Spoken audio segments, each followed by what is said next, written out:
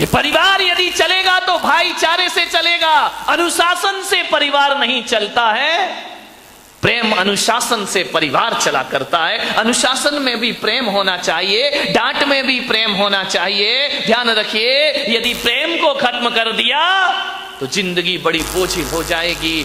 अनुशासन में भी प्रेम जोड़ दिया जाए तो अनुशासन अनुशासन नहीं बल्कि प्रेम अनुशासन बनकर के खड़ा हो जाया करता। मान्यवर, आपसे निवेदन है, यदि दो भाई अलग अलग हो जाएंगे, माता पिता से अलग रहोगे, तो एक बात बताओ बारामती वालों, कि तुम पर अंकुश कौन लगाएगा?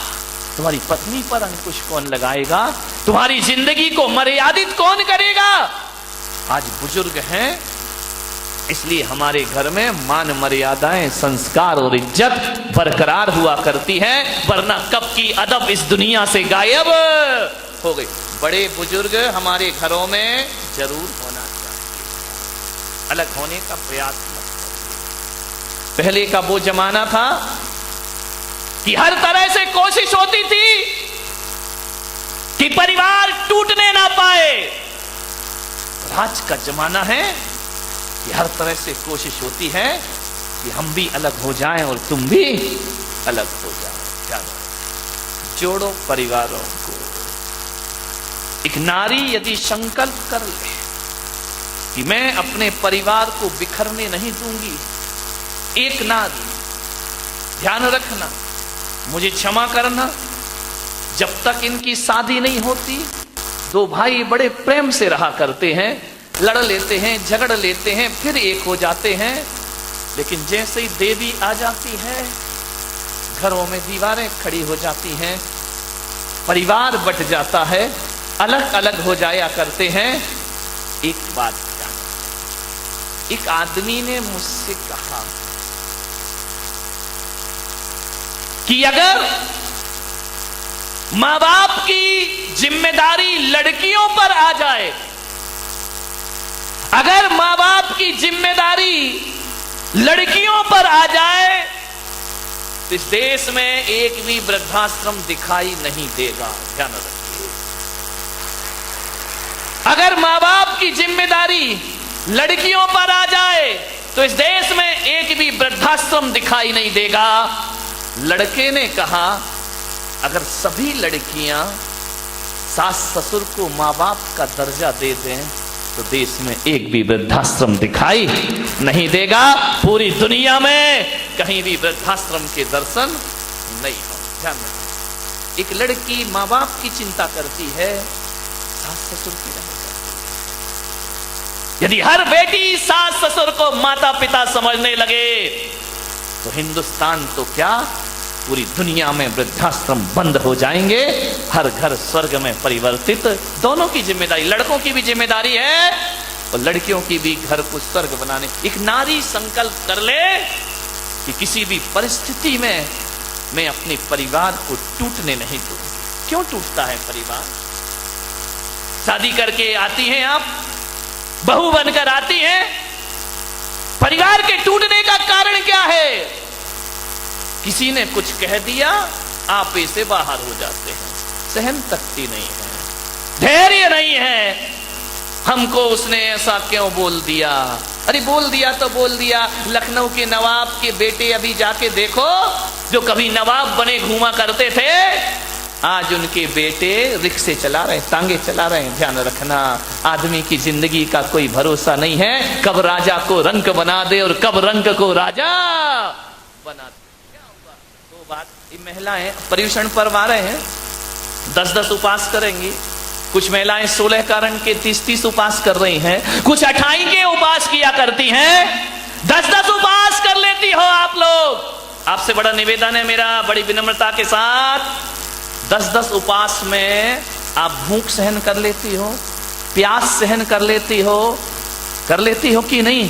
भूख प्यास सहन कर लिया तो आपका उपवास हो गया। लेकिन मेरा आपसे निवेदन है, भूख सहन ना हो तो कोई चिंता की बात नहीं है, प्यास सहन ना हो तो कोई चिंता की बात नहीं है। मैं तो कहता हूं उपवास नहीं होता तो मत करो, अरे 2 रोटी खा लो, लेकिन प्रेम की जिंदगी जियो अपने घरों में, नफरत का वातावरण मत।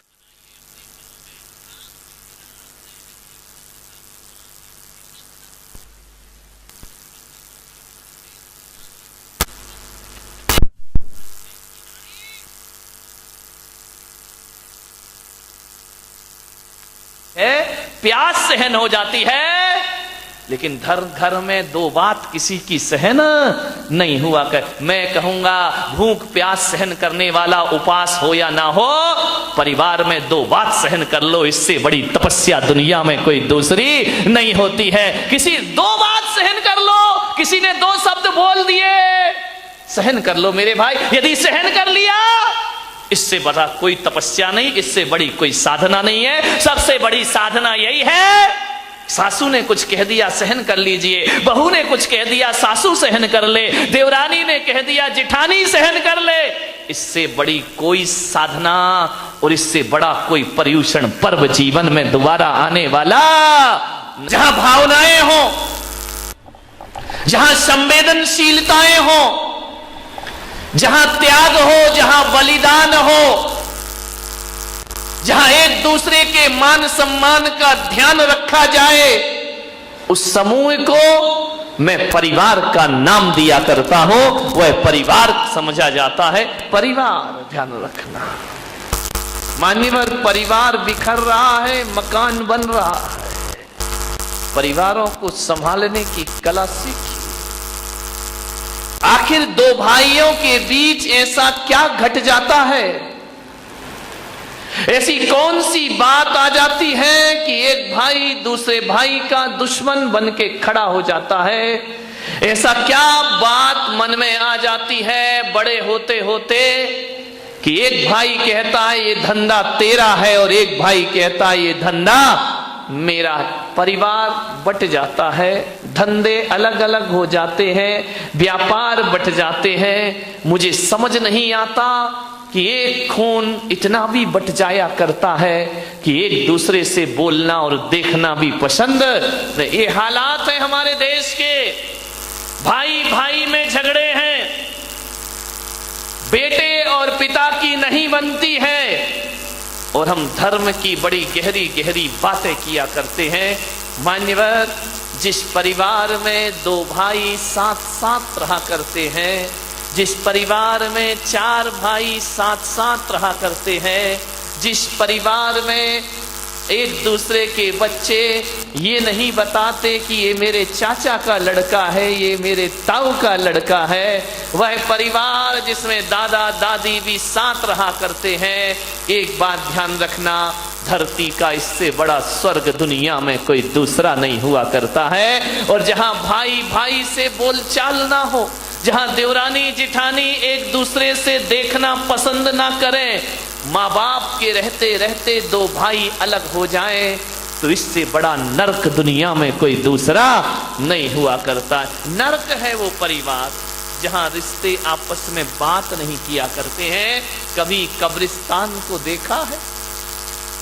देखना किसी शमशान को, कब्रिस्तान को, वहां एक कब्र में एक कब्र दूसरी कब्र से ज्यादा दूर नहीं होती है। कितने 1 फीट 2 फीट दूर होगी।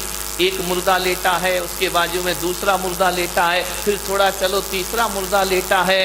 हजारों मुर्दे कब्रिस्तान में लेटे होते हैं, लेकिन कभी एक बात ध्यान रखना, ये कब्रिस्तान में लेटे हुए मुर्दे केवल लेटे रहते हैं, एक दूसरे से बात नहीं किया करते हैं, एक दूसरे से संवाद नहीं किया करते हैं, एक दूसरे की तरफ देखा नहीं करते हैं। तो जिस घर में 4 भाई एक दूसरे से बात करने को तैयार ना हो, तो वो घर घर नहीं, मेरी नजरों में कब्रिस्तान हुआ करता है। अरे कब्रिस्तान में तो फिर भी ध्यान रखना, मुर्दा लेटे होते हैं, लेकिन घरों में यदि बोलचाल नहीं है तो आदमी जीती जागती लाश सा जीवन जिया करता है। जिंदगी उसकी मुर्दों की तरह हुआ करती है, बोलचाल नहीं है, एक दूसरे से बात नहीं करते हैं।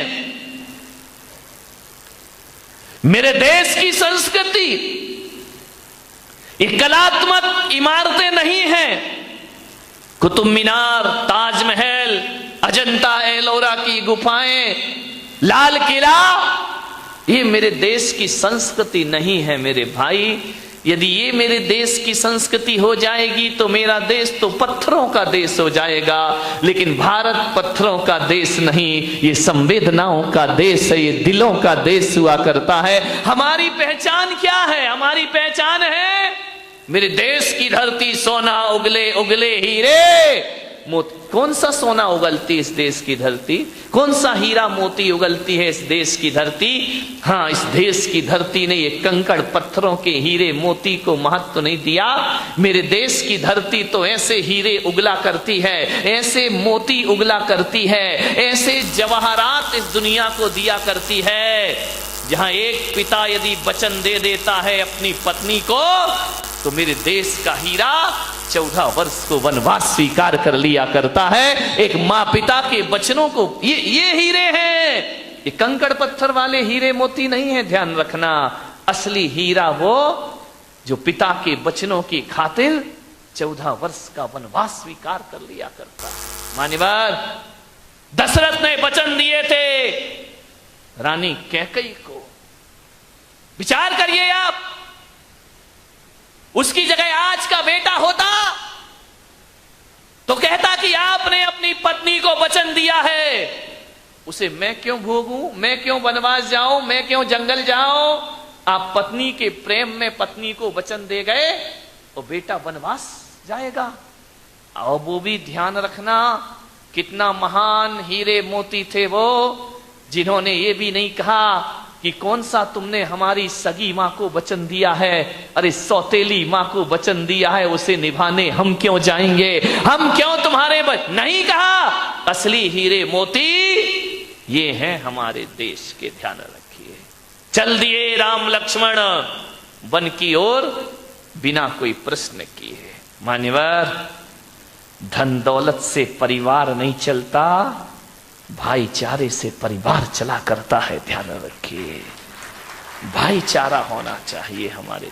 देखो, ताली बजाना है तो ढंग से बजाए, नहीं बजाना तो मत बजाओ। अब बजा भी रहे हो, आलस भी आ रहा है, जरा अच्छी बात लगे, दिल को छुए तो बजाइए, नहीं तो कोई जरूरी नहीं है। ध्यान रखिए मान्यवर, विचार करना है कैसे कैसे भाई हमारे देश में हुए हैं। मान्यवर, मेरा आपसे निवेदन है, अपने बच्चों से प्यार करो, लेकिन पुलक सागर की एक बात याद रखना कि इतना प्यार मत करना कि उसका भविष्य खतरे में पड़ जाए। ध्यान रखिए।